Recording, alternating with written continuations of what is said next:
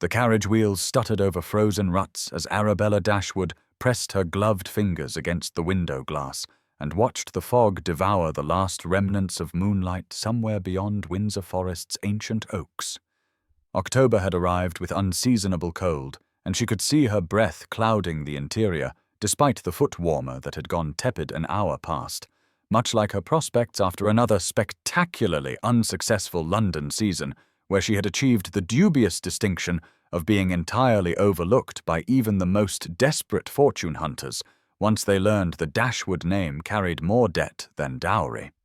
28 years old, too tall by half, too bookish by reputation, and possessed of a tongue that refused to simper even when strategy demanded it, Arabella had endured 3 months of pitying glances from debutantes young enough to be her daughters and knowing smiles from matrons who remembered when she had been the one in white muslin with foolish hopes intact.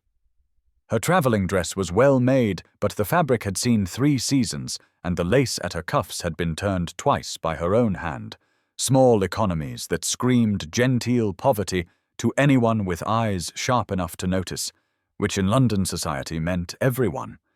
Her maid Lydia dozed fitfully in the opposite seat, head lolling with each rut, and Arabella envied the girls' ability to sleep despite their circumstances, despite the fact they were travelling hours past any reasonable time, because Edmund's letter had been characteristically specific about arriving before his house party began, and characteristically vague about why her presence mattered when he typically preferred to forget he had an unmarried sister, consuming resources better spent on his own consequence. The forest pressed close on either side now, bare branches creating skeletal archways over the narrow road, and somewhere in the darkness an owl called with a sound like mourning. Arabella was contemplating whether it was possible to feel nostalgic for humiliation, for at least in London she had been visible in her invisibility, noticed in being overlooked, whereas at Edmund's estate she would simply cease to exist except as an object of charity, and pointed suggestions about governess positions, when the carriage lurched to a violent stop that sent Lydia tumbling to the floor with a shriek. The coachman's voice rose in protest, immediately silenced, and then came the sound Arabella had only read about in lurid novels she borrowed from circulating libraries and hid from Edmund's wife, the unmistakable heavy cadence of hoofbeats on packed earth as a rider approached through fog so thick it seemed to have substance. The carriage door wrenched open, and a man appeared framed in the opening, mounted on a black stallion that blew steam into the frozen air like some creature from mythology.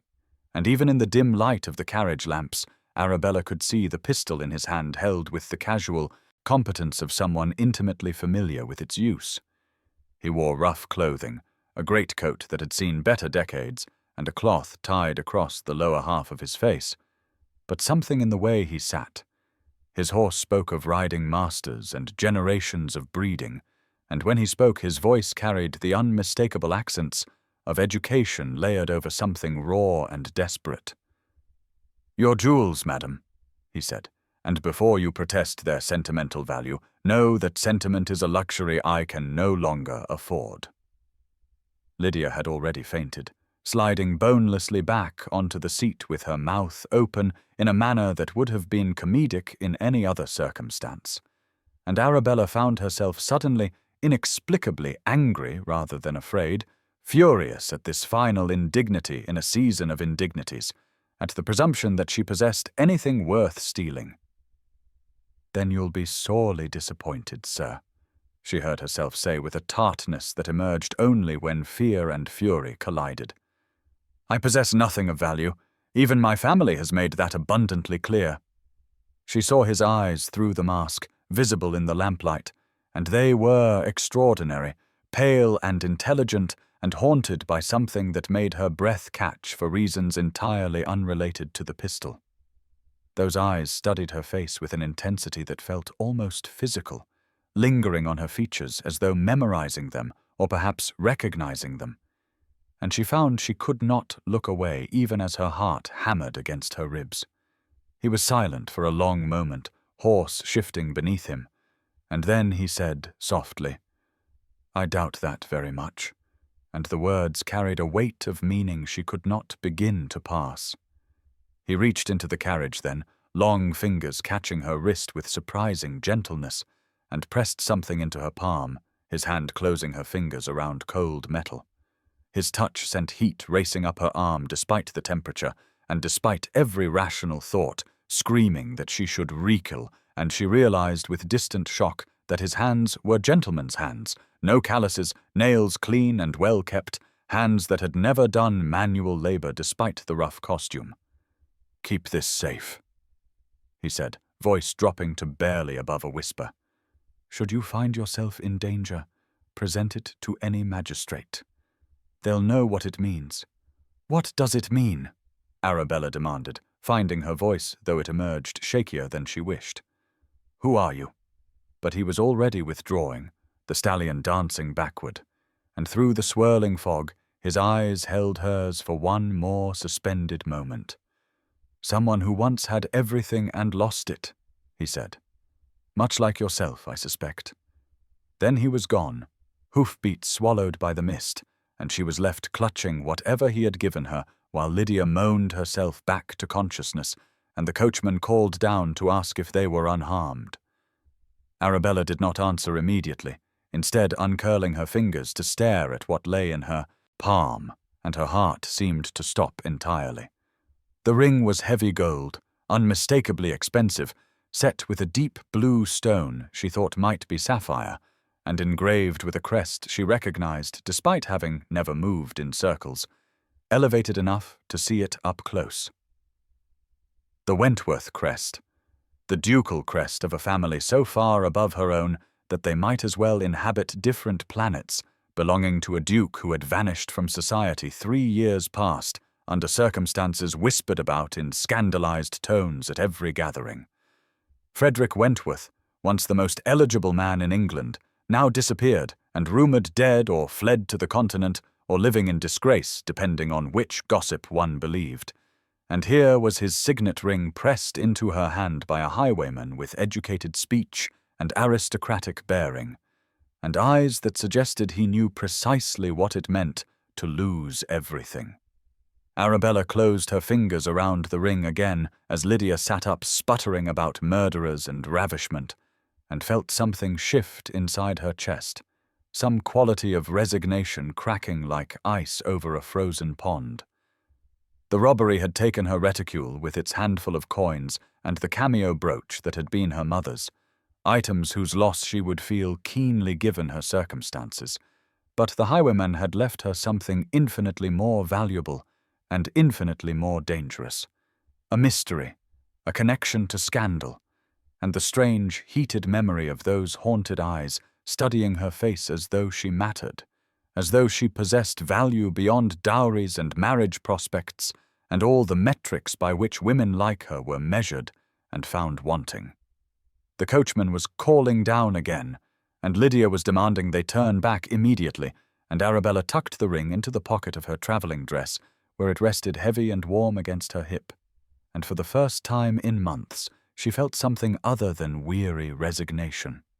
She felt curious, alive, aware that the fog-shrouded forest and the mysterious highwayman and the impossible ring had somehow lifted her out of the narrow groove her life had carved and set her down in territory entirely unmapped, and though she knew she should be terrified, though every rule of propriety demanded she report the incident and surrender the ring to authorities, she found herself hoping with sudden fierce intensity that this strange midnight encounter was a beginning rather than an ending, a door opening rather than closing, an invitation into a story that might finally be her own.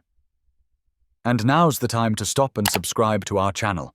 Every subscriber brings us closer to 1,000, which helps us keep these stories alive and coming your way.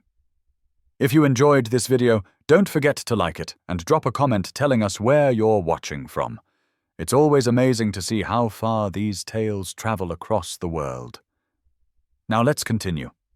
Dashwood Manor rose from the Somerset countryside with the determined elegance of a family clinging to respectability by their fingernails, smaller than the great estates but tastefully appointed in a manner that suggested Edmund's wealthy wife had insisted on certain standards, and Arabella arrived just as October afternoon faded into the early darkness that characterized autumn in the countryside, leaves falling in drifts of gold and russet across the gravel drive, while servants scurried to prepare for the house party that would evidently showcase Edmund's ascent into circles he had spent his entire life desperately courting. Her brother met her in the entrance hall with the distracted air of a man whose hospitality was being tested beyond its limits, kissing her cheek perfunctorily, while his eyes tracked a footman carrying what appeared to be hothouse flowers toward the drawing-room, and his first words were not greeting, but instruction that she was to keep to her room during the initial arrivals, as he could not have her travel-worn appearance creating the wrong impression for guests of such elevated status.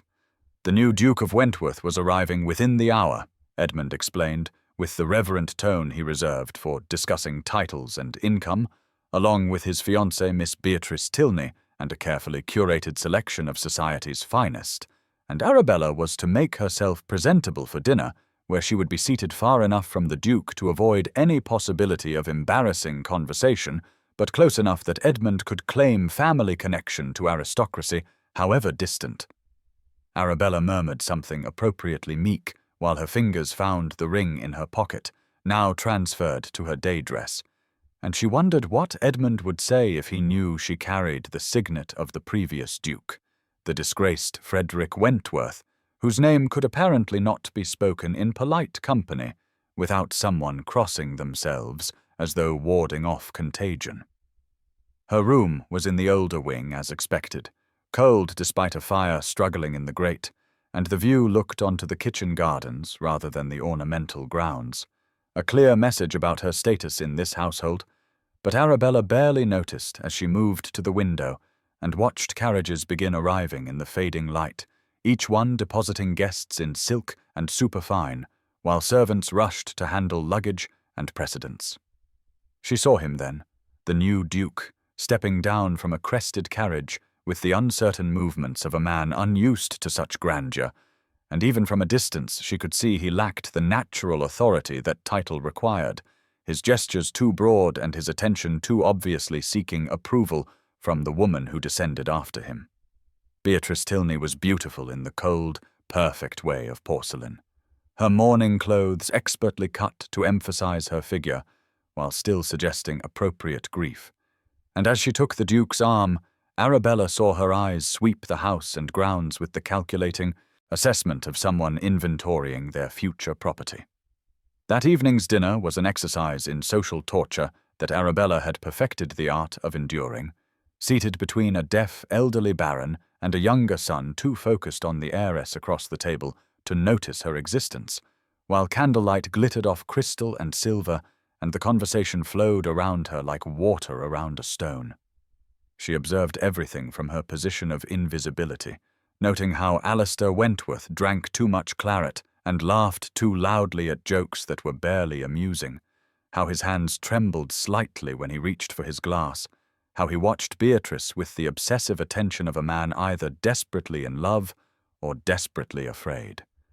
Beatrice herself presided over her end of the table with the confidence of someone already imagining herself as Duchess, her grief for her murdered sister apparently not severe enough to dampen her enjoyment of attention, and when her gaze landed on Arabella, it was with the focused malice of a cat spotting a mouse. "Miss Dashwood," Beatrice called out during a lull in conversation, her voice carrying clearly in the sudden quiet, "you must share your wisdom with us younger ladies. After so many seasons, what advice would you give those of us still seeking advantageous matches?" The pause before she continued was perfectly timed. "Oh, forgive me. I forgot you haven't achieved one." The table fell silent except for the clink of silver on china, and Arabella felt heat rise in her cheeks, not from shame, but from rage she had to swallow like bitter medicine, and she was aware of Edmund's warning glare from the head of the table, his expression promising recrimination later. "I would advise discernment, Miss Tilney," Arabella said calmly, meeting those calculating eyes directly. Some fates are worse than spinsterhood. She saw Beatrice's smile sharpen and knew she had made an enemy. But the ring in her pocket seemed to pulse with warmth, and she found she did not care as much as she should have, found that Beatrice's cruelty had somehow freed her from the obligation to care about opinions from someone who performed grief while planning weddings. The rest of dinner passed in a blur of forced conversation and Edmund's pointed ignoring of her existence. And when the ladies withdrew, Arabella excused herself with a headache that was not entirely feigned, escaping to the library rather than her cold room because she needed books the way other people needed air. The library at Dashwood Manor had been her refuge during childhood visits, a long room lined with oak shelving and furnished with chairs that had moulded themselves to generations of readers. But tonight it felt different, dusty and neglected, as though Edmund's new status had no room for such old-fashioned pursuits. Most of the books were covered with holland sheets like shrouded corpses, and the fire was unlit. But Arabella found candles and settled into a corner chair, pulling a third volume at random, only to discover it was a collection of philosophical essays that had clearly been read extensively, the margins filled with annotations in a bold, slanting hand. She was puzzling over a particularly insightful notation about Locke when she noticed the name inscribed on the flyleaf: Frederick Wentworth, and the date suggested he had owned these books before his disgrace, before Edmund had somehow acquired them in whatever dispersal of property had followed the scandal. Her heart began to race as she moved through the shelves, finding more volumes with the same name, and then she discovered them at the back of a lower shelf, hidden behind a stack of agricultural journals, 3 leather-bound books that had clearly been damaged by fire, their edges charred and covers warped, but contents largely intact. Private journals, the kind gentlemen kept to record thoughts they could not speak aloud, and Arabella knew she should not read them. Knew that whatever privacy Frederick Wentworth had lost he deserved to keep in these pages, but her fingers were already opening the first volume, and her eyes were already consuming the words written in that same bold hand. The entries began 5 years prior, and detailed the mundane concerns of a young duke, estate management and parliamentary obligations, and the endless social requirements of his position, but gradually the tone shifted into something more revealing, more raw.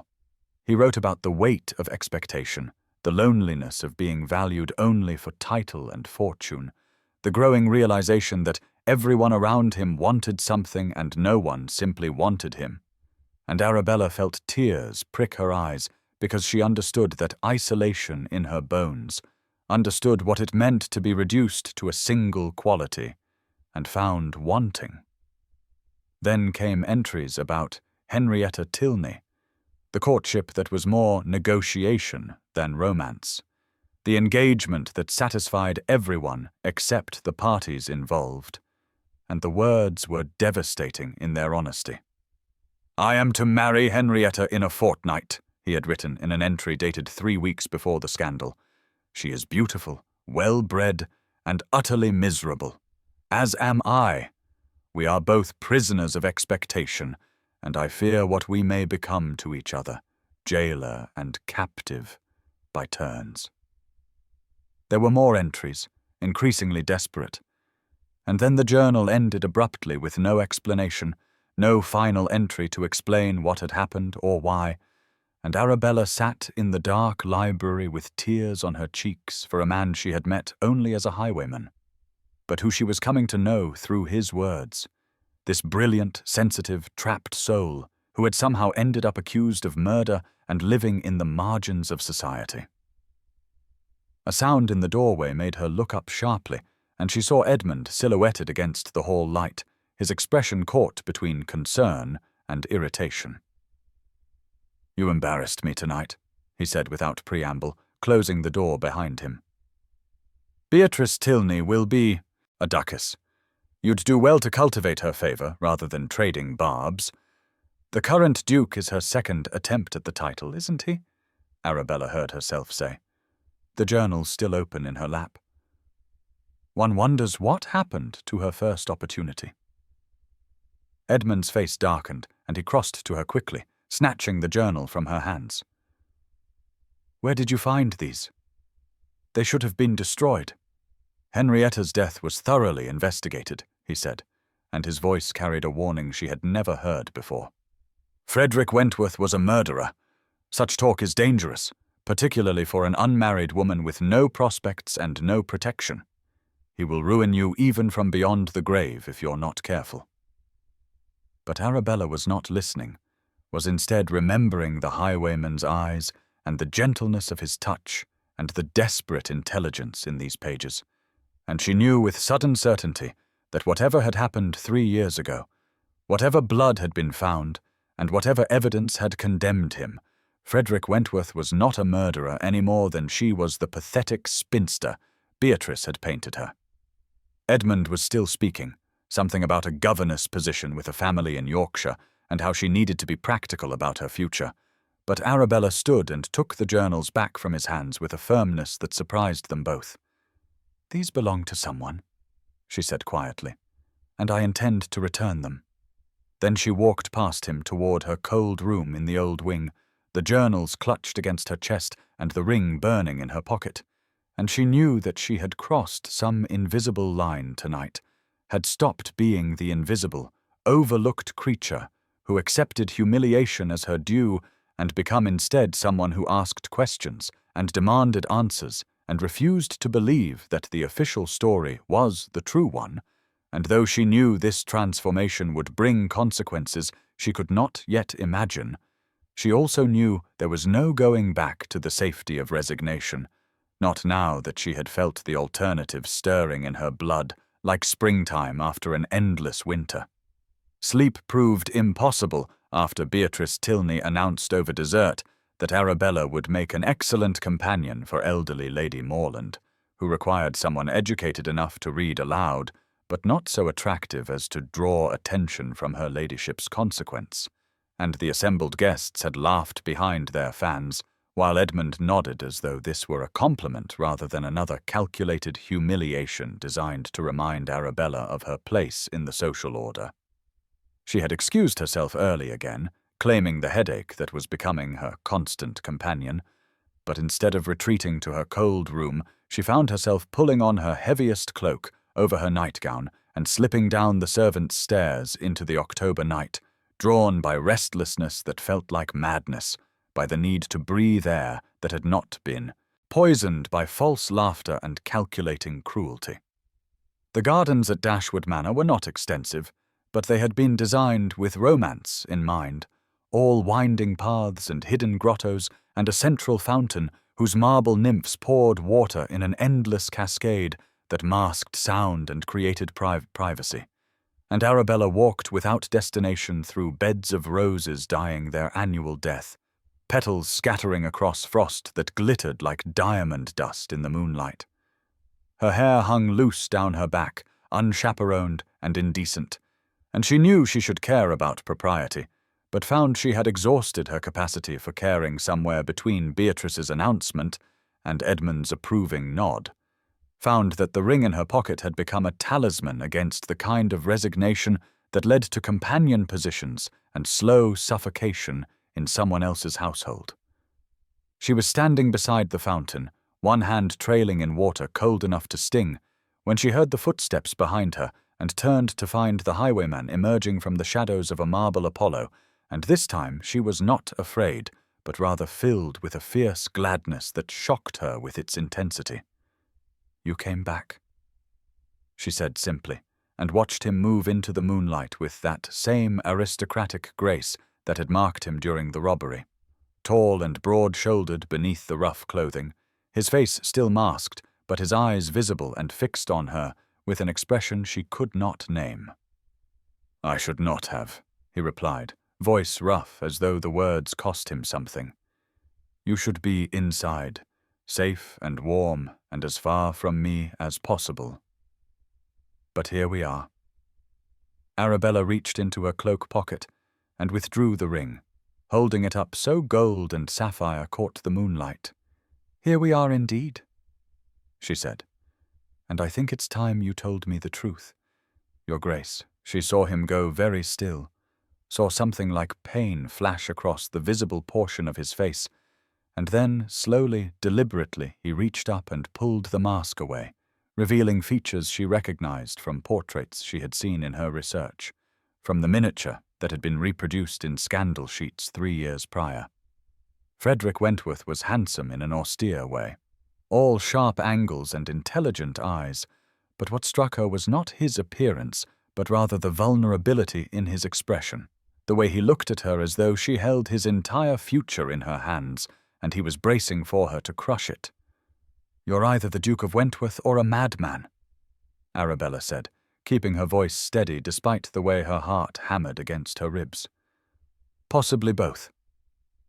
On most days, I confess I don't know which," Frederick replied, and something like humor flickered in his eyes before fading.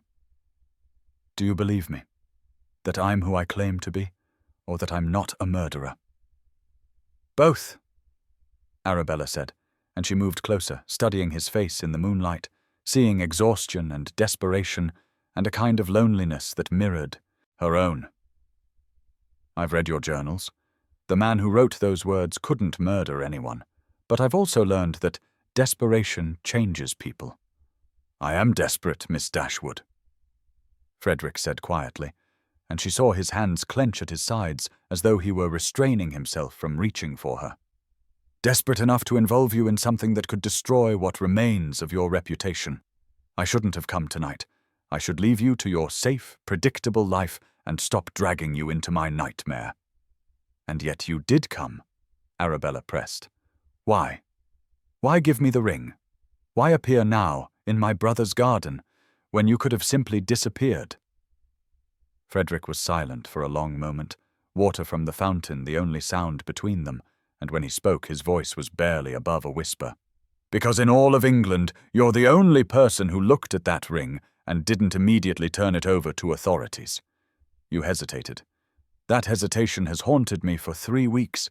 I've watched you, these past days, seen how they treat you, how they dismiss you and mock you and act as though you're invisible, and I recognized something of myself in you. I hesitated because I know what it means to be judged unfairly," Arabella said, and found herself moving closer still, close enough to see the grey threading through his dark hair, close enough to smell horse and night air and something indefinably masculine. "Society has convicted us both. You of murder, me of the crime of being inconvenient. You are not inconvenient," Frederick said with sudden fierce intensity, and this time he did reach for her, his hands catching her shoulders with a gentleness that belied his desperation. "You are extraordinary. You're intelligent and brave, and you see things others miss, and I should not be saying any of this, should not be touching you, but I cannot seem to help myself." He released her abruptly, stepping back, and Arabella felt the loss of his touch like cold water.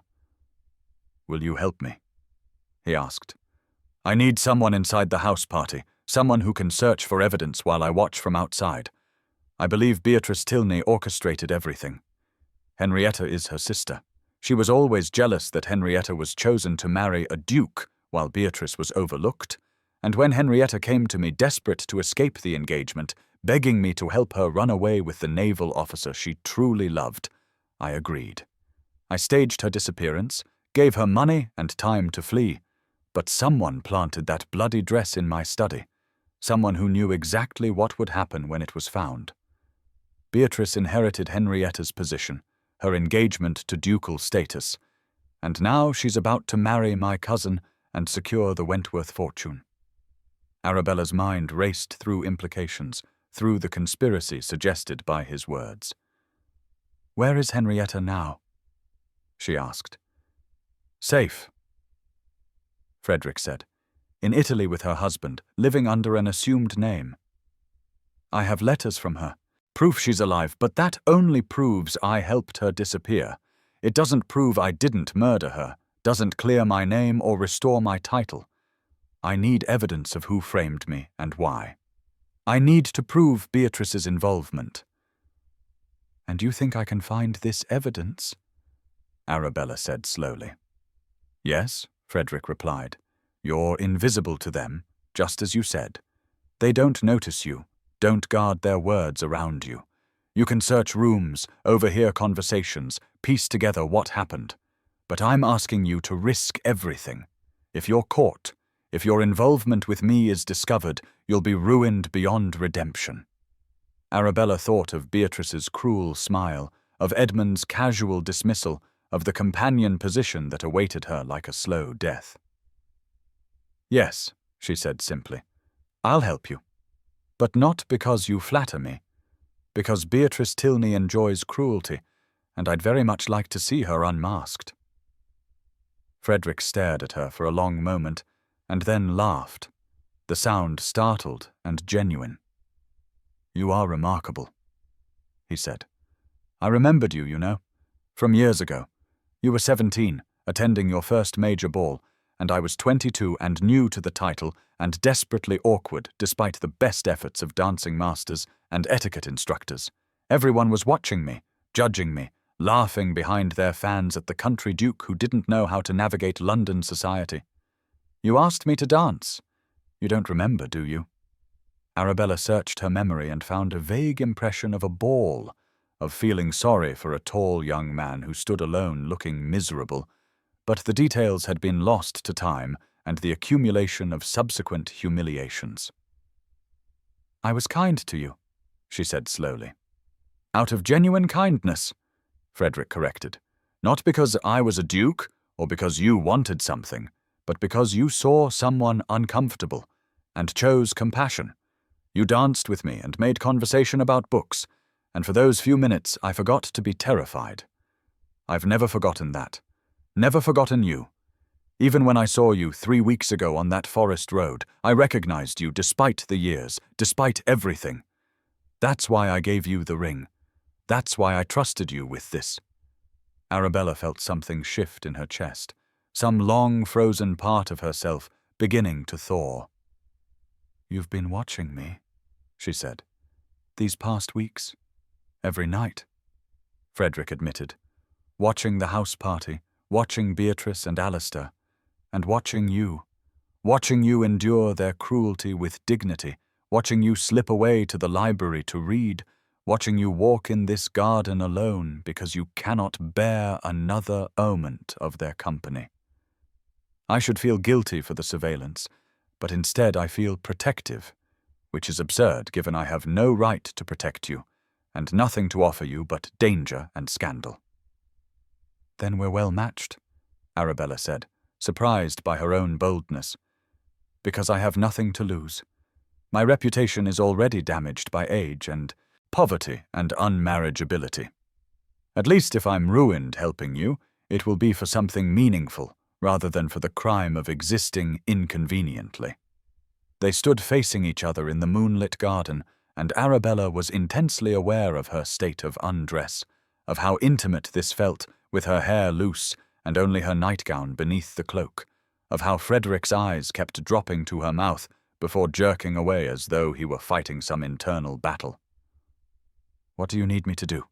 She asked, and her voice came out breathier than intended. Search Beatrice's rooms when you can do so safely, Frederick said. Look for letters, documents, anything that might prove conspiracy. Watch her interactions with Alistair. They're planning something. I've seen them meet secretly in the conservatory late at night, heard fragments of conversation about keeping secrets and being untouchable once they're married. If we can prove they worked together to frame me, if we can demonstrate motive and opportunity combined with proof that Henrietta is alive, we might be able to restore my name. Might, Arabella noted. There are no guarantees. None. Frederick agreed. I could be hanged if I'm caught. You could be ruined. We could discover nothing, and I could remain an outlaw forever while Beatrice becomes a duchess and lives in comfort built on lies and murder charges. But even a chance is more than I've had in 3 years, and you, Miss Dashwood, you give me hope for the first time since this nightmare began. Call me Arabella, she said impulsively. If we're to be conspirators, we should dispense with formality. Arabella, Frederick repeated. and her name on his lips sent heat racing through her despite the October cold. "Then you must call me Frederick, at least when we're alone. Though we should not be alone." "This is wildly inappropriate. I am wildly inappropriate," Arabella said, and found herself smiling. "That seems to be my defining characteristic these days." "Good," Frederick said, and he smiled back, the expression transforming his austere features into something warmer, more approachable. "Inappropriate women are far more interesting than appropriate ones, and infinitely more useful for espionage." They arranged to meet every third night in the garden after the house had settled, to share information and plan strategy. And as Frederick prepared to disappear back into the shadows, he caught her hand and pressed it to his lips in a gesture so old-fashioned and courtly that Arabella felt tears prick her eyes. "Thank you," he said quietly, "for believing me, for helping me, for being brave enough to risk everything on the word of a wanted man." "Thank you for remembering me," Arabella replied, "for thinking I was worth remembering."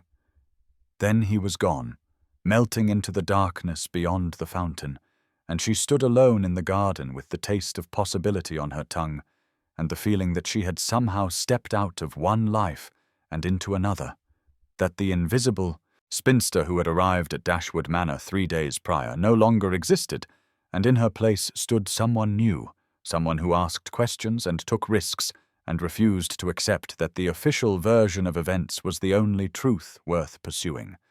And though she knew this transformation would bring consequences she could barely imagine, she also knew with bone-deep certainty that she would not trade this feeling, this aliveness, this sense of purpose and partnership, and being genuinely seen for the first time in years, not for all the safe companion positions and respectable obscurity in England.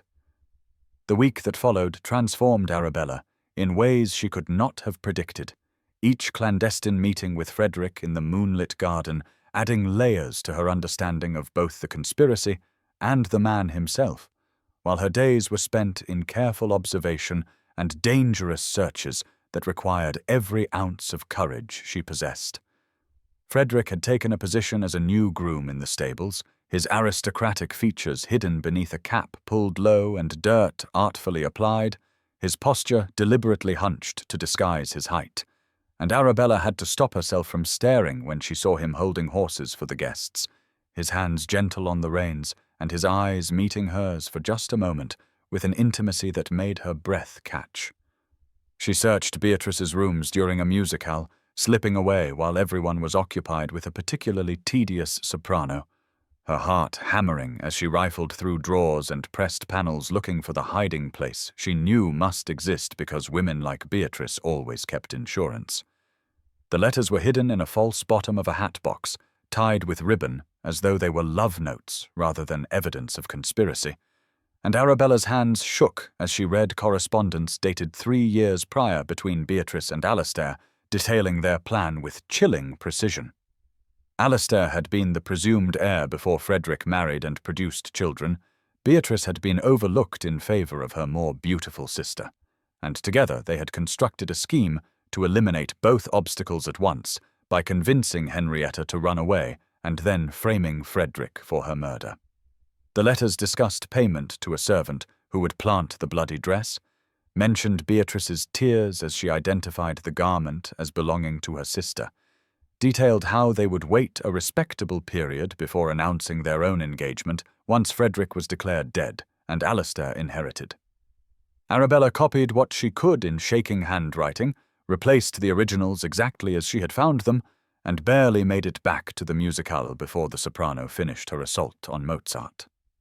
That night in the garden she handed Frederick her notes and watched his face harden as he read by moonlight, watched years of pain and anger and helpless frustration play across his features, before he looked up at her with something like reverence. "This is it," he said quietly. "This proves conspiracy, proves motive, proves they worked together. But we still need Henrietta alive and willing to testify. or a court could argue the letters only prove Alistair and Beatrice knew she ran away, not that I didn't kill her afterward. "Where is she?" Arabella asked. "Can you reach her?" Frederick's expression turned bleak. "Italy, as I said. Naples, living under the name Mrs. James Cooper with her naval officer husband. I have her direction, have been writing to her for 3 years begging her to come forward, but she's terrified of her family's reaction, terrified of the scandal, and she's with child now and unwilling to risk the journey. I would go myself, bring her back, but I have no funds for passage. Everything I own was seized when I was declared dead. I've been surviving by robbing travelers on remote roads, taking just enough to eat and stable my horse, but I'm no highwayman by training, and the work is dangerous and degrading, and I hate what I've become." "You're surviving," Arabella said fiercely. "You're fighting to clear your name against impossible odds. There's no shame in that." "There's shame in involving you," Frederick replied, and his hand came up to touch her cheek with a gentleness that made her want to weep. "You risk everything every time you search a room, every time you meet me here. If Edmund discovers what you're doing, if Beatrice suspects, they'll destroy you." "I'm already destroyed by their standards," Arabella reminded him. "Too old, too poor, too inconvenient.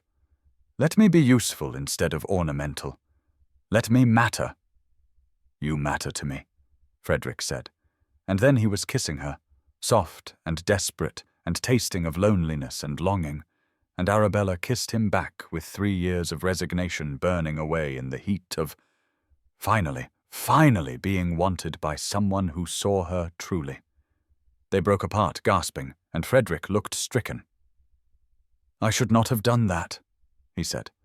"I have no right, no prospects, nothing to offer you."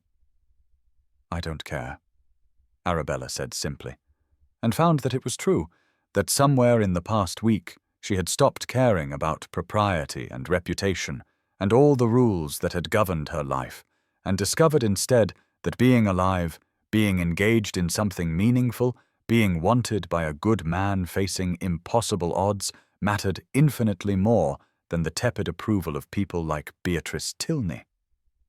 The hunting party was Edmund's attempt to impress the Duke with his country hospitality. 40 guests in traditional scarlet, mounted on horses borrowed from neighbouring estates, since Edmund could not afford enough quality animals himself, and Arabella had been assigned a mare known for docility because Edmund could not risk her embarrassing him by falling. She was a competent rider despite limited practice, but the mare was sluggish and unresponsive, fighting the bit in a way that suggested temper rather than training, and Arabella was struggling to keep pace with the party when the animal suddenly bolted, charging through the woods at a pace that felt suicidal given the low-hanging branches and hidden roots. She heard shouting behind her, felt the saddle slip as the girth loosened, and realized with cold terror that this was no accident, that someone had sabotaged her tack, and then a branch caught her shoulder and she was falling, the ground rushing up to meet her. Strong arms caught her before impact, a body interposing itself between her and the earth, and she found herself cradled against Frederick's chest as he rolled to absorb the momentum, his breathing harsh in her ear, and his arms locked around her with desperate strength. "Are you hurt?" he demanded, pulling back to look at her, hands running over her arms and legs, checking for injury. "Arabella, look at me. Are you hurt?" "You called me Arabella," she said breathlessly, shocked by the fall and by his sudden appearance and by the way his face showed naked terror on her behalf.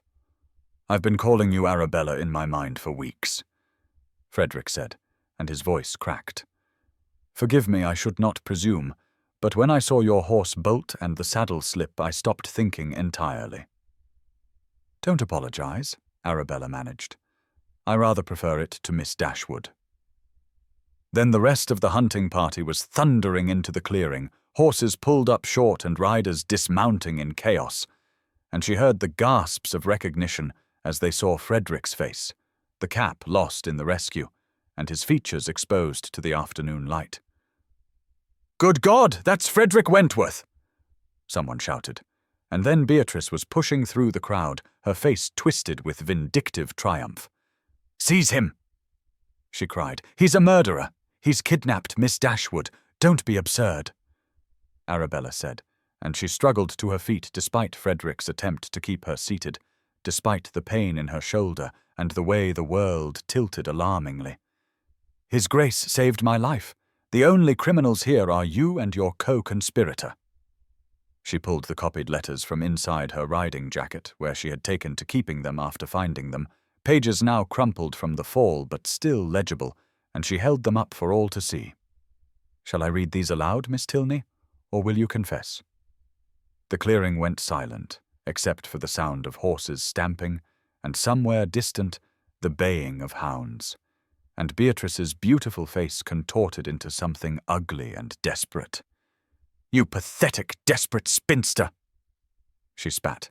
"You'd destroy me for a man who'll never marry you because he has nothing."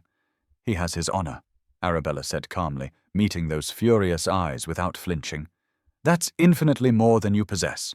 These letters prove you and Alistair conspired 3 years ago to eliminate Frederick's engagement to your sister, that you convinced Henrietta to run away, and then framed Frederick for her murder, so Alistair could inherit the title and marry you instead. It was all planned, all calculated, and you've been living on lies ever since."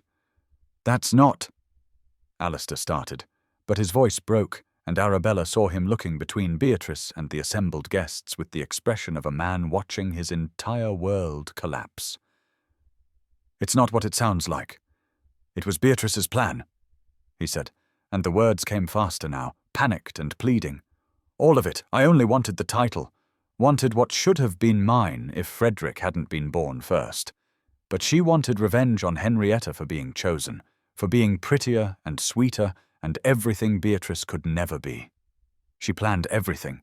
The servant who planted the dress, the timing, the evidence. I just went along with it because she promised we'd be together, promised we'd share everything."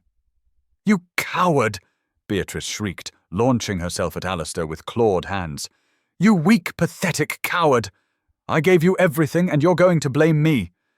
Henrietta deserved to lose everything for her disobedience, for choosing some nobody naval officer over a duke. I deserved that title, deserved that life, and I took it the only way I could. Guards had arrived, summoned by Edmund, who stood pale and shaking at the edge of the clearing, and they seized Beatrice as she fought and screamed, her cultured veneer completely shattered to reveal the desperate, envious creature beneath. Alistair collapsed to his knees, begging for mercy, claiming he had been manipulated, and Frederick stood silent and dignified amid the chaos, his hand finding Arabella's and holding tight. "You've sacrificed your reputation for me," he said quietly, "for her ears alone. Everyone here knows now that you've been helping me, meeting me, working with a wanted criminal. My reputation was worthless to begin with." Arabella replied, squeezing his fingers. "But this, helping you, fighting beside you, this has worth." The aftermath was chaos and confusion, magistrates summoned from the nearest town, statements taken from everyone present. Beatrice and Alistair, both arrested on charges of conspiracy and fraud, while Frederick was held under what amounted to house arrest in one of Edmund's guest rooms pending investigation. The letters were examined by legal authorities, Arabella's testimony recorded in excruciating detail, and slowly, painfully, the truth emerged like something long buried finally seeing daylight. Frederick had been framed, Henrietta was alive. Beatrice and Alistair had conspired to destroy him for their own advancement, and the scandal that erupted made the original accusations 3 years prior seem tame by comparison. But Frederick's title could not simply be restored on the strength of letters and testimony alone, the solicitors explained with maddening bureaucratic precision. Parliament would need to vote, Henrietta would need to be located and brought back from Italy to testify in person, the original trial in absentia would need to be formally overturned, and the process could take months, if not longer. Frederick was exonerated in the court of public opinion, but remained legally dead, his estates still frozen, his fortune still inaccessible, and Arabella watched him struggle with the knowledge that vindication was not the same as restoration. Edmund was horrified and embarrassed in equal measure, furious that his house party had become the scene of such scandal, but unable to deny that Arabella had been instrumental in exposing the truth.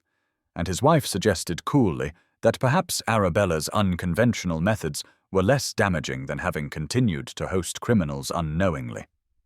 The guests departed in a flurry of scandalized excitement, already composing the letters they would write to friends describing the dramatic events. And Dashwood Manor settled into uneasy quiet, with Frederick confined to his room and Arabella confined to hers by Edmund's decree that they not be seen together until the legal situation resolved. But late that night, Arabella crept through the halls to Frederick's door, knocked softly, and slipped inside when he opened it, looking exhausted and defeated. "Thank you," he said simply, and pulled her into his arms with a desperation that spoke of the terror he had felt watching her fall, the relief of having her safe, the agony of not knowing what came next.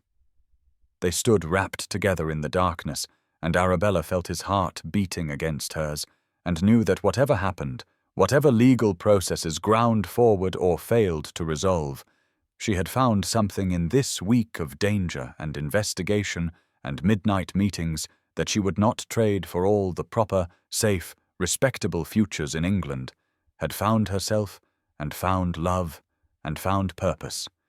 And even if Frederick could never marry her, even if his title was never restored and his fortune remained frozen and they were forced to live separately in scandal and poverty, she would still choose this moment, this feeling, this knowledge that she mattered to someone who saw her truly over the slow death of companion positions and society's tepid tolerance. The days following Beatrice's arrest stretched into weeks of agonizing waiting, while solicitors debated precedents and magistrates requested additional documentation, and Parliament moved with the glacial deliberation of men whose comfort did not depend on swift resolution. And Frederick remained confined to Dashwood Manor under loose supervision that felt more like purgatory than liberation, technically exonerated in truth, but legally still dead. His title in abeyance, and his fortune frozen, and his future suspended in amber, while bureaucrats shuffled papers and demanded testimony from a woman who lived half a continent away. November arrived with cold rain that turned the estate gardens to mud and stripped the last leaves from the trees, and Arabella found herself watching from her window as Frederick paced the terrace below like a caged animal, his frustration visible in every movement, and she ached to go to him. But Edmund had decreed they maintain propriety until the legal situation resolved, as though propriety mattered after she had publicly declared her belief in his innocence before 40 witnesses and become the subject of scandal sheets across England. She saw Frederick at meals, stilted formal affairs where they sat at opposite ends of the table, and made careful conversation about weather and trivial matters, while Edmund watched them both with the wary expression of a man expecting explosion, and she noticed how Frederick's eyes found hers across the distance, how his hands clenched when she spoke, how he seemed to be fighting some internal battle that left him looking more exhausted each day. The house-party guests had departed in a frenzy of gossip and barely concealed excitement at having witnessed such drama, and Dashwood Manor felt enormous and empty in their absence, echoing with the sound of rain and the crackle of inadequate fires and the weight of words left unspoken. Arabella spent her days reading in the library, the same books Frederick had once owned, his marginalia, like conversations with a ghost, and she spent her nights lying awake in her cold room, imagining the future they might have if Parliament voted favourably, if Henrietta agreed to return from Italy, if the restoration of Frederick's title somehow materialized from the morass of legal complications.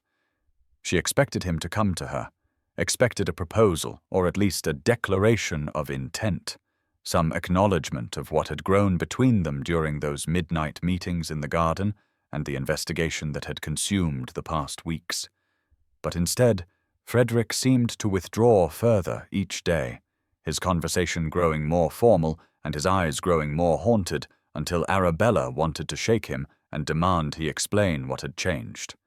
The answer came late one evening when she found him in the library staring into the fire, and she closed the door behind her with deliberate firmness and said his name into the silence. He turned to look at her, and his expression was so bleak she felt her heart contract with premonition. "I won't do this to you, Arabella," he said without preamble.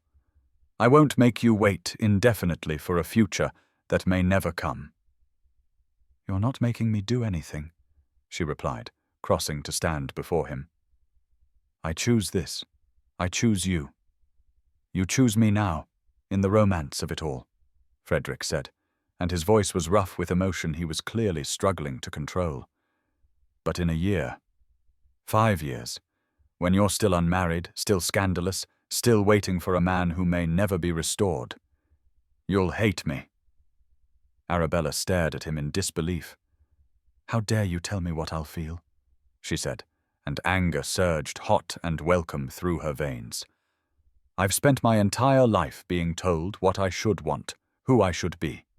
For once, I know my own mind, and you presume to correct me as though I'm some silly girl who doesn't understand her own heart. And I know mine." Frederick interrupted, and he reached for her hands, gripping them with desperate strength. "I love you too much to ruin you further. If I regain everything, title and fortune, I'll return and court you properly. But I won't bind you to promises I may not be able to keep. I won't watch you waste your youth waiting for a restoration that might never happen. You deserve better than a tarnished duke and a lifetime of whispers." "So you're leaving?" Arabella said, and she felt something crack inside her chest, some fragile hope she had been nurturing despite every rational argument against it. "Like everyone else, you've decided I'm not worth the difficulty."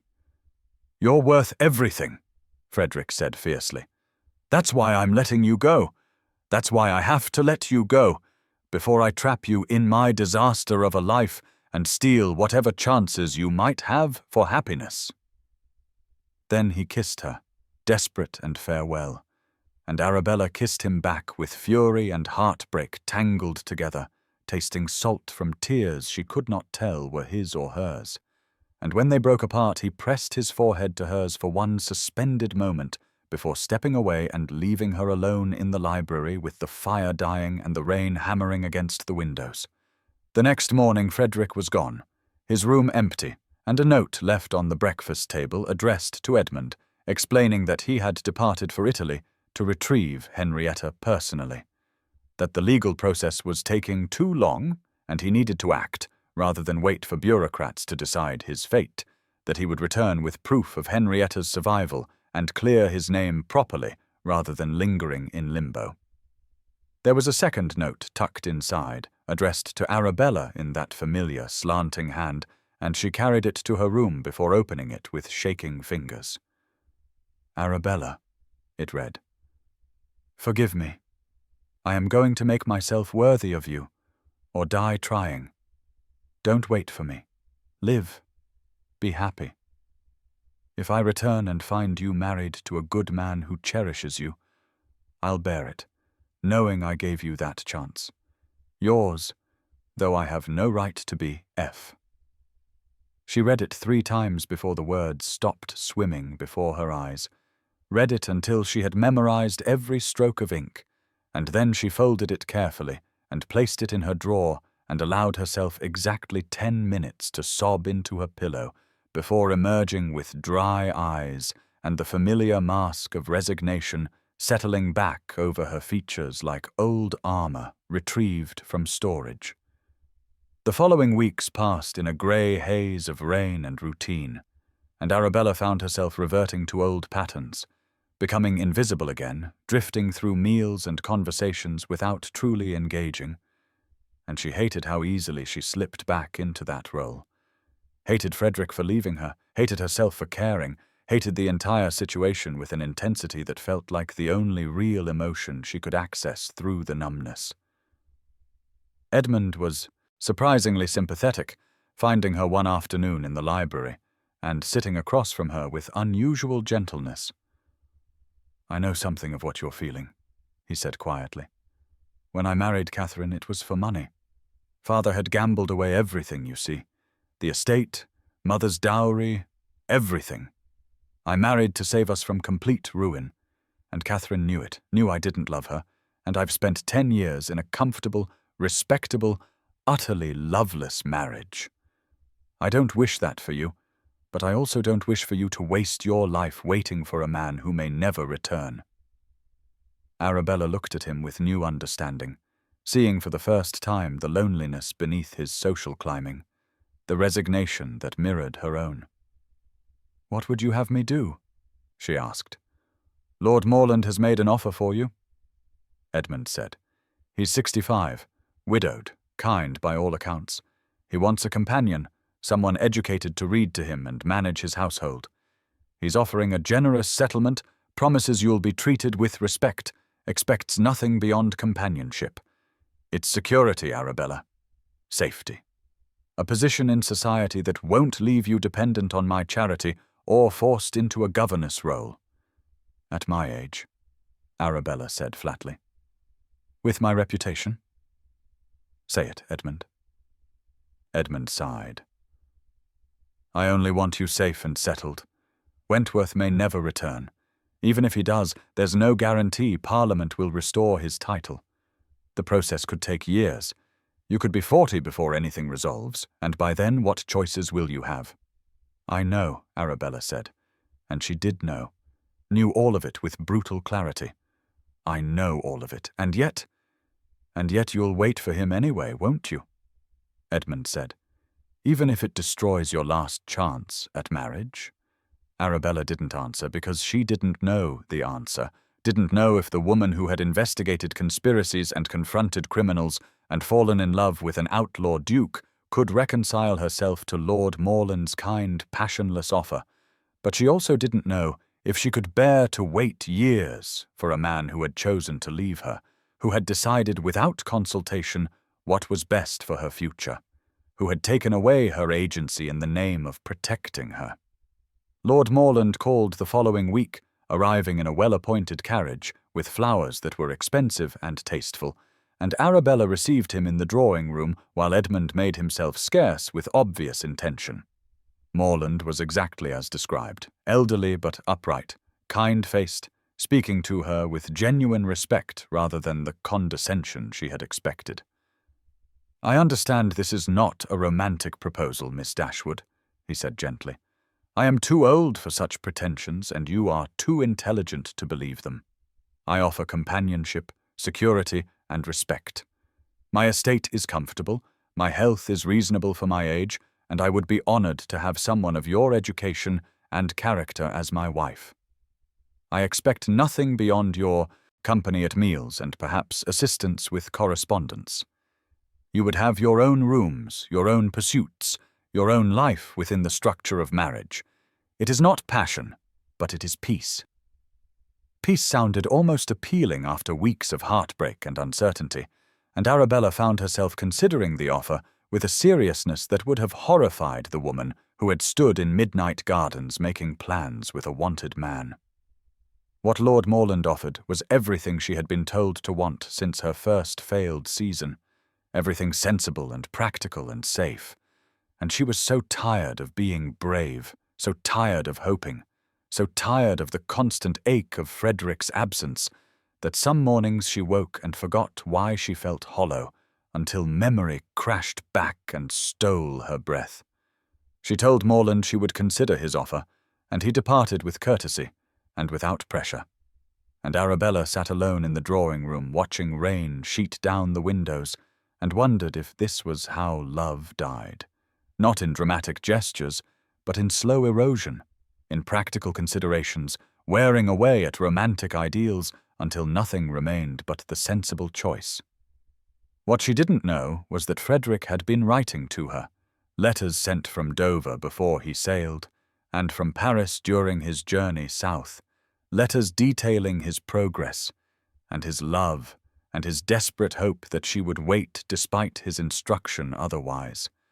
Letters that arrived at Dashwood Manor and were intercepted by Edmund, who read them with growing concern and made the decision to hide them, believing he was protecting his sister from false hope, from the agony of waiting for a restoration that might never come, believing in his pragmatic heart that Lord Morland's offer was better for her future than promises from a legally dead duke travelling through Europe on borrowed money with no guarantee of success.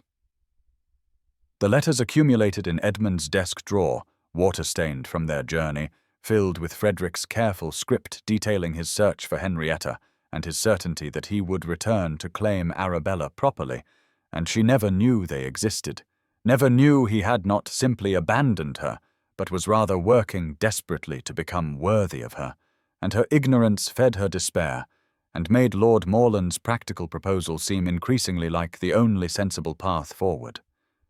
November darkened into early December, and still no word came, no news of Frederick's progress or Henrietta's cooperation, and Arabella felt herself sliding back into the resigned acceptance that had characterized her life before the midnight robbery, felt the brief, bright flame of agency and purpose guttering out, and she hated it, but didn't know how to stop it, didn't know how to maintain transformation in the absence of the person who had catalyzed it.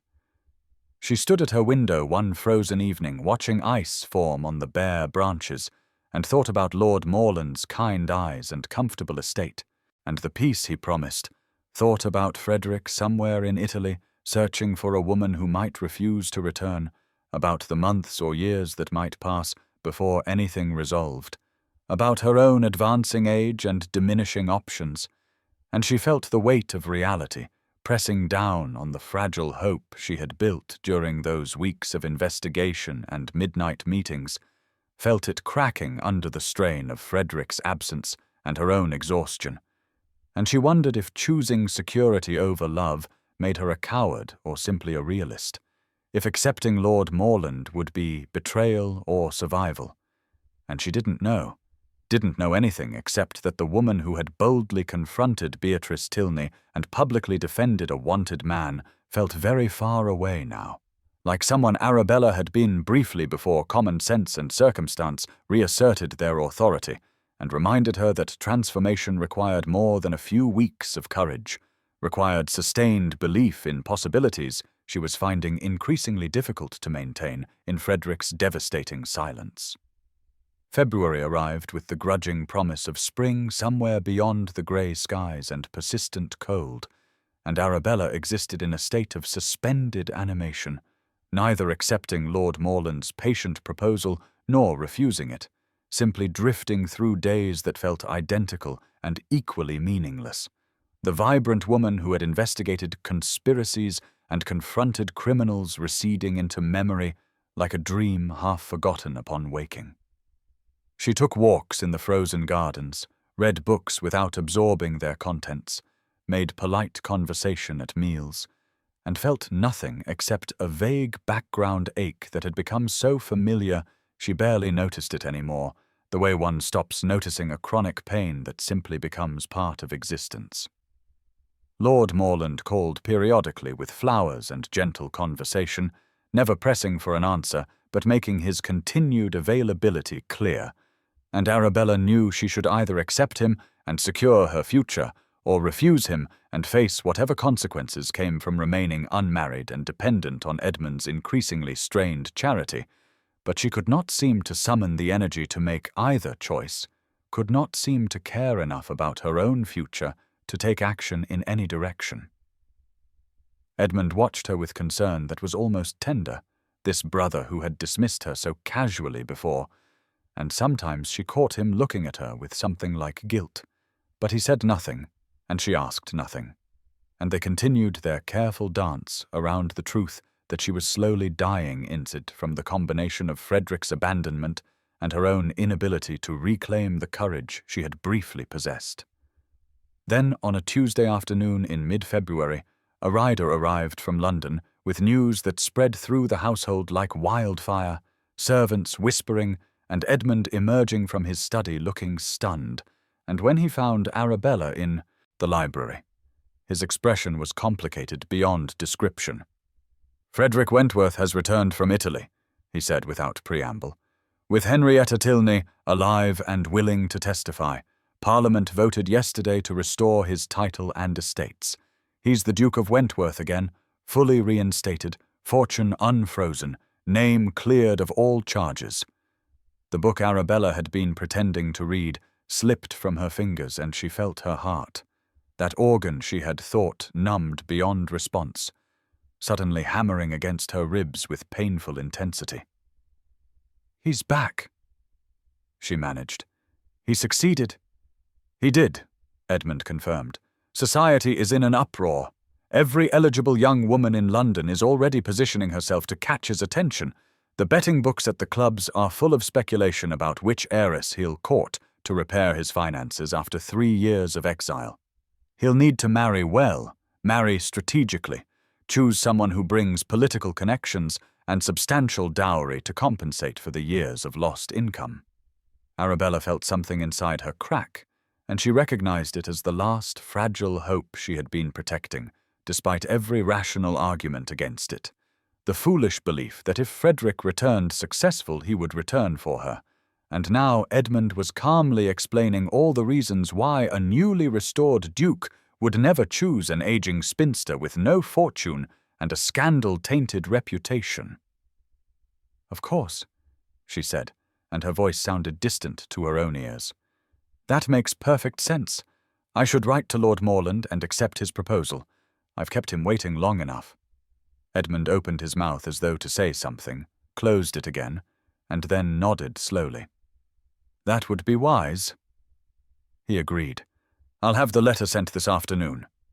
But before Arabella could retrieve paper and compose the words that would seal her fate in Lord Morland's comfortable cage, there came the sound of carriage wheels on gravel, the kind of grand arrival that suggested importance and ceremony, and Edmund moved to the window with a frown. "Who on earth?" he muttered, and then his expression transformed into something Arabella could not read. "It's Wentworth," he said. "Frederick is here."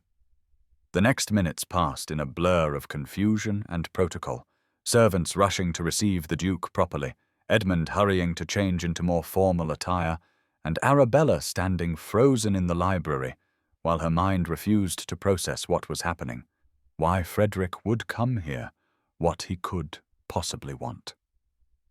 She heard his voice in the entrance hall, that educated accent now backed by ducal authority, heard Edmund's flustered greeting, and then Edmund was at the library door gesturing for her to join them in the great hall. "He's asking to see you," Edmund said, and his expression was strange. "Both of us, actually. Formally."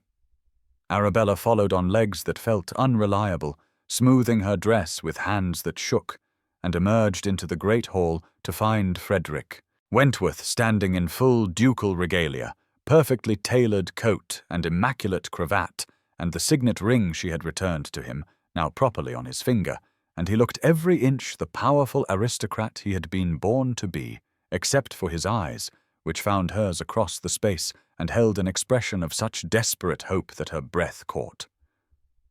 "Your Grace," Edmund said with the excessive formality of a man uncertain of his position. "Welcome to Dashwood Manor. We heard of your restoration. Congratulations are in order." "Thank you," Frederick replied, but his gaze never left Arabella's face. "I am here to ask permission to court your sister, with the intention of asking for her hand in marriage, should she find me acceptable."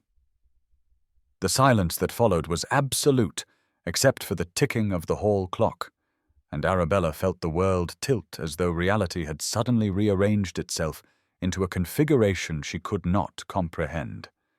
Edmund recovered first. "You're a duke again, Wentworth," he said slowly. "You could have anyone. Every family in England would welcome your suit." "Why Arabella?" "Because anyone is not Arabella," Frederick said simply. "And I learned in Italy that titles and fortunes are cold comfort without the woman you love. I spent 3 months tracking down Henrietta, convincing her to return, navigating bureaucracy and parliamentary procedure, and every moment of it I was sustained by the thought of coming back to her, of earning the right to court her properly. of proving myself worthy of the extraordinary woman who risked everything to help me when I had nothing to offer but danger and scandal. Edmund's expression shifted through several emotions before settling on something like comprehension, and he reached into his coat pocket and withdrew a thick stack of letters tied with string. "These arrived over the past 3 months," he said quietly. "From Italy, from Paris, from Dover. I kept them from her. I thought I was protecting her from false hope, from the agony of waiting for something that might never happen. I was wrong." Frederick went very pale. "You kept my letters," he said, and his voice was dangerously soft. "Every week I wrote, pouring my heart onto paper, begging her to wait, telling her I was coming back, and you kept them from her. I thought it was for the best," Edmund said defensively. "Lord Morland had made an excellent offer, and I believed practical security was better than romantic uncertainty. I see now that I was thinking of my own convenience rather than her happiness." Arabella crossed the hall and took the letters from Edmund's hand with fingers that trembled, and she untied the string and began to read, and with each page she felt the numbness that had characterized the past months cracking apart to reveal the raw pain beneath, the fury at having been denied this, at having spent weeks believing Frederick had abandoned her when he had been writing to her faithfully, desperately, lovingly. "You wrote me every week, wrote me," she said to Frederick, and her voice shook with emotion she could no longer contain. "Every week for 3 months, Frederick confirmed, moving toward her. "I poured my heart onto those pages. I told you about finding Henrietta in Naples, about convincing her to return, about the parliamentary process, about how every step forward was taken with the knowledge that I was coming back to you, that nothing mattered without you." "And Edmund hid them," Arabella said, fury and relief tangled together. "I thought you'd forgotten me. I almost accepted another proposal." Frederick stopped as though struck, his face draining of color. "Did you?" he asked, and the question was barely audible. "No," Arabella said, and she saw him sway with relief. "Because even believing you'd abandoned me, I couldn't settle for less than what we had. Even briefly. Even when I thought it was over, I couldn't accept comfort in place of love." "Then I've been a fool twice over," Frederick said, and he closed the remaining distance between them. Once for leaving, for making the decision without truly consulting you, for assuming I knew what was best for your future, and again for not ensuring my letters reached you, for not confirming you'd received them, for leaving you in silence when you deserved daily reassurance. "You were a fool for deciding my future without consulting me," Arabella said, and she held the letters against her chest like armor. "If you want to court me, Frederick, you'll do so as an equal, asks an equal, not as a duke condescending to save a spinster, not as a man who thinks he knows better than I do what I need or want or can endure. I've spent my entire life being told what to do, who to be, what to settle for. If we are to have a future, it will be built on partnership, on mutual respect, on the understanding that I am not some fragile creature who needs protection, but rather a woman who has proven herself capable of courage and action and choice." Frederick stared at her, and then slowly, wonderfully, he smiled. "You've changed," he said. "You helped me change," Arabella replied. "Then you left before seeing what you'd created. Now you must court this version of me, the woman who knows her worth and refuses to compromise it, the woman who investigated conspiracies and confronted criminals and publicly defended you when the entire world believed you guilty. If you want that woman, you'll have to earn her. It will be my greatest honor," Frederick said, and he took her hand and brought it to his lips with the same courtly gesture he had used in the garden months before. "I will court you properly, publicly, with all the attention and devotion you deserve. I will prove to you and to all of society that you are the only woman I could ever want, the only partner worthy of standing beside me." The courtship that followed was unlike anything London society had seen in years. A duke newly restored to power and fortune choosing to publicly pursue a woman who by all conventional measures should have been beneath his notice, and the scandal sheets had a field day with speculation and commentary, and barely concealed astonishment. Frederick called at Dashwood Manor daily with flowers and books and thoughtful conversation, took Arabella on public promenades through Hyde Park where everyone could see them together, attended literary salons and exhibitions because she enjoyed them rather than because they advanced his political interests, and made absolutely clear through word and deed that his choice was deliberate and permanent, and utterly indifferent to social expectation. Arabella bloomed under the attention like a plant long denied sunlight, and she watched with satisfaction as the same women who had dismissed her as invisible now scrambled to befriend her, as matrons who had written her off as unmarriageable now claimed they had always seen her potential, as society rewrote history to make their match seem inevitable rather than improbable. Lord Morland withdrew his proposal with grace and genuine good wishes, and Arabella learned months later that he had found happiness with an age-appropriate widow who shared his love of gardening and classical music, and she was glad for him, glad that his kindness had found proper reward. After a month of courtship that felt both agonizingly slow and thrillingly perfect, Frederick held a ball at Wentworth House, the massive estate that had been closed during his exile, now restored to glory with chandeliers blazing and musicians playing, and 500 guests assembled to celebrate his return to society. And Arabella stood in the ballroom wearing a gown of deep sapphire that matched the stone in the signet ring, and felt more beautiful than she had in her entire life, not because of the dress, but because of how Frederick looked at her, as though she were the only person in the crowded room, as though everything he had fought for had been for this moment. The ball was in full swing when Frederick called for silence, standing in the center of the ballroom with Arabella beside him, and the assembled guests quieted with the avid attention of people sensing drama about to unfold. "I once gave you this ring in darkness, anonymously, without the courage to claim you openly," Frederick said, and his voice carried clearly through the vast space as he withdrew the signet ring from his finger and held it up for all to see. "I offer it again now, in the light, before all of London." Then he knelt before her, there in front of 500 witnesses, and Arabella felt tears prick her eyes at the gesture, at the public vulnerability, at the complete reversal of that midnight robbery, where he had been masked and desperate, and she had been merely another victim. "Arabella Dashwood," Frederick said, and his voice was steady, despite the emotion visible in his face. "You are the bravest, most intelligent, most extraordinary woman I have ever known. You saw worth in me when I was a wanted criminal. You fought for me when I was helpless. You waited for me when I gave you every reason not to. Will you do me the impossible honor of becoming my wife?"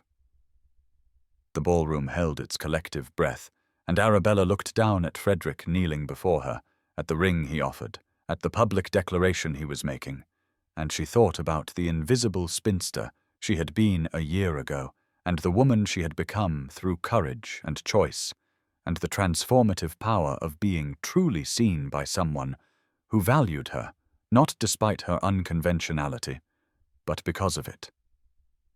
"I waited not because you asked me to," she said clearly, pitching her voice to carry to every corner of the room, "but because I chose to. I accept not because you're a duke, but because you're Frederick, because you remembered a kindness from years ago, because you trusted me with your secrets, because you see me as a partner rather than an ornament. Yes, I will marry you." The ballroom erupted in applause, and Frederick stood and slipped the ring onto her finger where it fit perfectly, and then he kissed her there before 500 witnesses with a passion that made several matrons fan themselves and set the gossip mills spinning for months afterward. "Well," Arabella heard one society matron whisper to another as Frederick led her onto the floor for the first dance. "I suppose it's rather romantic after all. Their wedding took place in April, exactly 1 year after the midnight robbery that had changed both their lives, and Arabella walked down the aisle of the Wentworth family chapel on Edmund's arm, wearing orange blossoms in her hair and carrying the journals Frederick had written years before, journals she had read by candlelight in Dashwood Manor's library, and which had helped her fall in love with his mind before she fully knew his heart. She was 29 years old, considered ancient by society's standards, and Frederick was 34, and neither of them cared in the slightest what anyone thought, because they had fought too hard for this happiness to let convention diminish it. The wedding breakfast was magnificent, and the speeches were touching, and when they finally departed for Wentworth House as husband and wife, the guests threw rice and flowers and shouted blessings, and Arabella looked back once to see Edmund standing with his loveless wife and thought she saw genuine happiness in his expression, genuine joy that his sister had found what he had sacrificed. They spent their wedding night at Wentworth House and the weeks that followed in exploring their new life together, and Arabella discovered that being a duchess was far less interesting than being Frederick's wife, that the title and fortune and social position mattered infinitely less than the partnership they had forged through danger and separation and the hard work of truly knowing another person. She took over management of the estate libraries, began correspondence with Henrietta, who had settled in Naples and was raising her, growing family in peaceful obscurity, wrote a series of articles about legal reform that were published anonymously but created substantial discussion in parliamentary circles, and slowly, carefully, built a life that was entirely her own rather than one dictated by others' expectations. On an evening in late October, nearly a year and a half after that first midnight robbery, Arabella found herself in a carriage travelling the same road through Windsor Forest, and she smiled as Frederick pulled her close and gestured out the window at the familiar landscape. "Do you remember this road?" he asked. "This very spot." "How could I forget?" Arabella replied, laughing. "A masked criminal robbed me here." "Gave you a ring, I recall," Frederick corrected. "Hardly a robbery." "He stole something far more valuable than jewels," Arabella said, and she placed his hand on her abdomen where their child grew, visible now in the curve of her belly. "Oh," Frederick said, suddenly understanding. "What was that?" "My resignation," Arabella replied, touching his face with fingers that wore both the signet ring and her wedding band. "My certainty that I'd never be chosen. He stole my despair and left possibility in its place." "Best trade I ever made," Frederick said, and he kissed her there in the carriage as it rolled through the forest, where autumn leaves fell like benediction, and the moon rose full and bright overhead. And Arabella thought about the invisible woman she had been and the beloved duchess she had become, and knew that the transformation was not because Frederick had rescued her, but because he had seen her truly and given her the courage to rescue herself, to choose action over resignation, to believe that worth was determined not by youth or beauty or conventional advantage, but by character and courage and the willingness to risk everything for connection and truth and love. And she was grateful beyond measure for that midnight robbery that had begun as terror and ended as transformation, that had taken a woman. Society had discarded and revealed her to be exactly what she had always been, beneath the layers of dismissal and judgment. Someone extraordinary waiting for the chance to prove it.